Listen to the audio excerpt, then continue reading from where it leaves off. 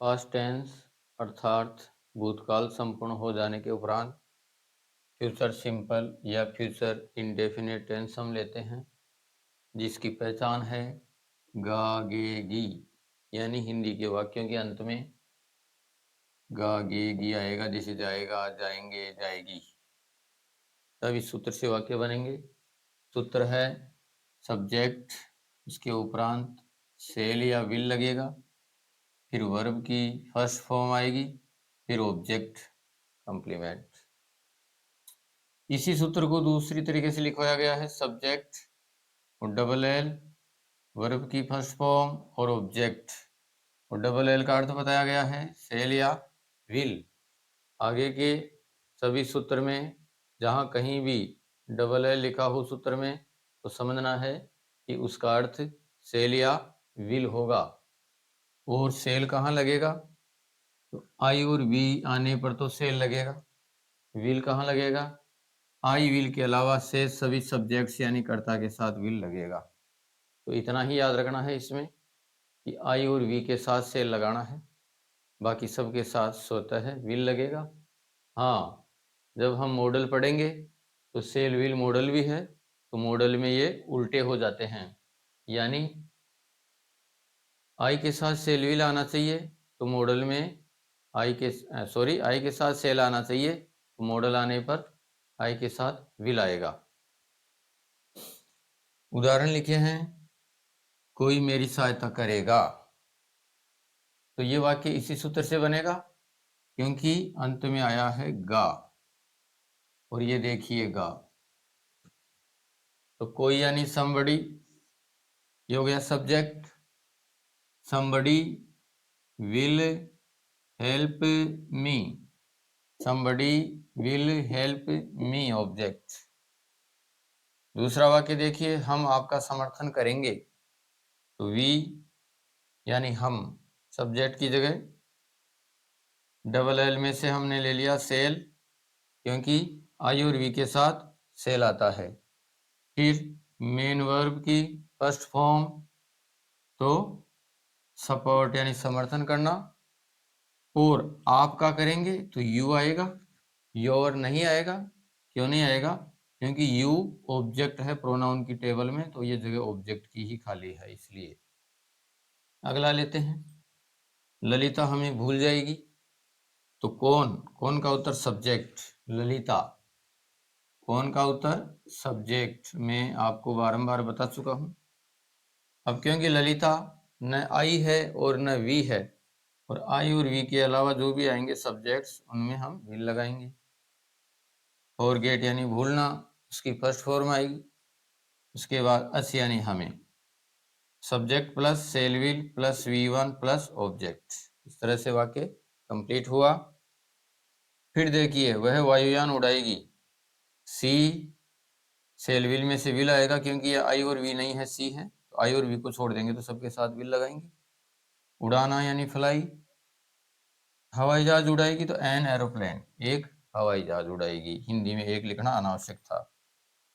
वह चल फोन खरीदेगा, तो ही यानी वह विल, क्योंकि विल ही लगेगा, बाकी सबके साथ आई और वी को छोड़ के। बाई यानी खरीदेगा, ए मोबाइल फोन, मोबाइल यानी चलता फिरता फोन, वैसे फोन का भी हिंदी में शब्द होता है भास, यानी चल भास, जैसे टेलीफोन का दूरभाष होता है, उस तरह से। तो सीखना बेहद आसान है। अब इसके इंटरोगेटिव और इंट्रोगेटिव नेगेटिव रूप हम लेते हैं। हमने एक उदाहरण लिया है, लता कार चलाएगी, तो बनाया है इंग्लिश में Lata will drive a car, Lata will drive a car. अब इसी से प्रश्नवाचक वाक्य बनाते हैं। पहला प्रकार है हेल्पिंग वर्ब टाइप, यानी यस नो टाइप क्वेश्चन का। क्या लगा के यही वाक्य हिंदी में लिखते हैं, क्या लता कार चलाएगी, क्या लता कार चलाएगी, यानी क्या लता एक कार चलाएगी, ऐसे भी हम कह सकते हैं, लेकिन एक अनावश्यक है। तो विल को पहले लिखिए लता की जगह और लता को लिखिए बाद में विल की जगह और हमारा काम हो गया। तो विल लगाओ पहले, विल लता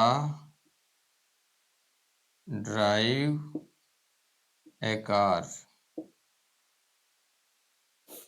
अब इसमें एक महत्वपूर्ण बात मैं कह देना चाहता हूं कि फ्यूचर टेंस के अंदर जो वर्ब आती है वह एक वचन और बहुवचन के अनुसार नहीं आती है, वो फर्स्ट पर्सन और अन्य पर्सन के अनुसार आती है। यानी फर्स्ट पर्सन में से लगेगा, बाकी सबके साथ विल लगेगा, इसलिए यहाँ एक वचन बहुवचन का झंझट नहीं है। तीसरा वाक्य बनाएंगे, लता कार कब चलाएगी।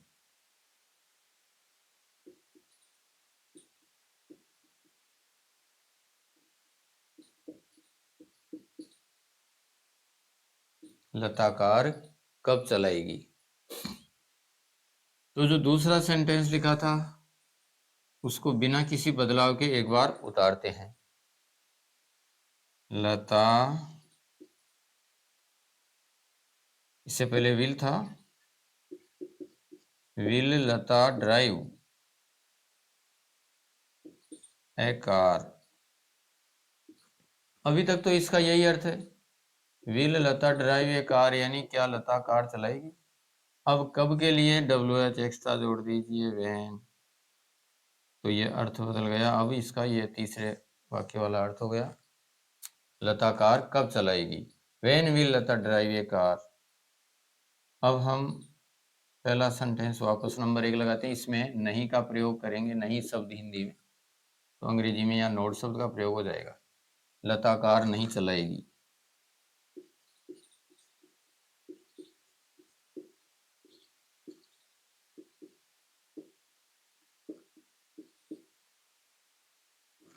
लता कार नहीं चलाएगी, तो Lata will not drive a car.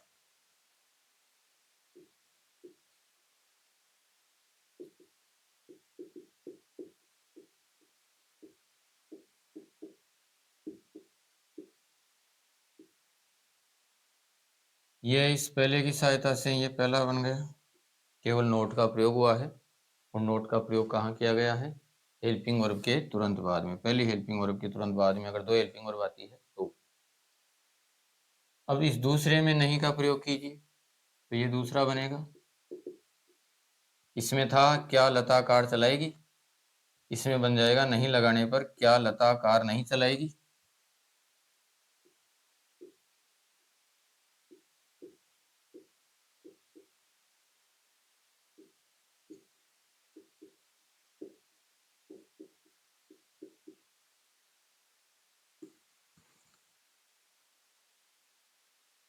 तो ये दूसरा बनाने की तरकीब क्या बताई थी, इसी दूसरे से बनेगा लेकिन नोट लगेगा। तो कैसे लगेगा, एक तरीका तो ये है जो ऊपर वाला है, एक तरीका ये है पहला, तो हम ऐसा करते हैं कि ये तो केवल नेगेटिव है, लेकिन हम यहाँ नेगेटिव इंट्रोगेटिव एक साथ बना रहे हैं। ये देखिए नेगेटिव और ये देखिए इंट्रोगेटिव, जिसको हम इंट्रोगेटिव नेगेटिव भी कह सकते हैं। तो जैसे यहाँ दूसरा वाक्य बनाने के लिए क्या किया था हमने, ये हेल्पिंग वर्ब यानी विल पहले लिखा था तो ये लिख दिया तो दूसरा बन गया। तो यहाँ से ये विल पहले लिख लीजिए तो ये दूसरा बन जाएगा। इसमें नोट है, इसमें नोट नहीं है, दोनों दूसरों में यही फर्क है। तो विल पहले लिखो, विल लता की जगह लता विल की जगह, जैसे ऊपर किया था, बस फर्क यह है कि इसमें नोट का प्रयोग नहीं था, इसमें नोट का प्रयोग है पहले में। Will Lata note drive a car. अब तीसरा और आखिरी, लता कार कब चलाएगी, इस वाक्य में नहीं का प्रयोग कीजिए तो बनेगा लता कार कब नहीं चलाएगी।